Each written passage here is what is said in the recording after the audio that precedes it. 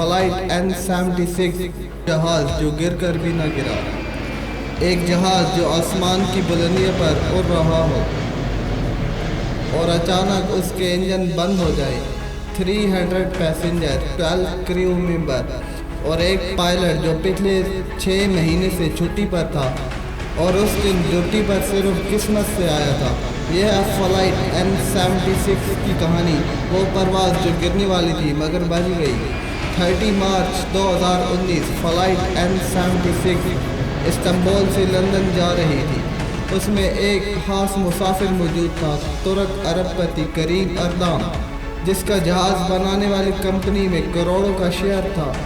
साथ ही एक आलमी शोहरत याफ्ता साइंटिस्ट डॉक्टर सादिक अल अजहर भी इस फ्लाइट में थे और एक छोटा बच्चा जो पहली बार हवाई सफ़र कर रहा था। परवाज़ थोड़े 3 घंटे हो चुके थे जब अचानक तूफानी बादलों ने जहाज़ को घेर लिया। राइट इंजन से धुआं उठने लगा। पायलट ने फौरन इमरजेंसी सिग्नल दिया, लेकिन सेकंड इंजन भी बंद हो गया। मुसाफिर चीखने लगे। मोबाइल फ़ोन से अलविदाई पैगामात रिकॉर्ड किए जाने लगे। क्रू मेंबर ने लोगों को समेटने की कोशिश की और तब सबकी नज़रें पायलट पर थी। पायलट जो खुद एक हादसे का सर्वाइवर था। कैप्टन ने वो कदम उठाया जो आज एविएशन की दुनिया में पढ़ाया जाता है। उसने टायर को एक खास जाविये पर नीचे गिराकर इंजन को एयर रीस्टार्ट की कोशिश की और हैरत अंगेज तौर पर एक इंजन चल पड़ा। जहाज सिर्फ 27,000 फुट की बुलंदी पर रह गया था।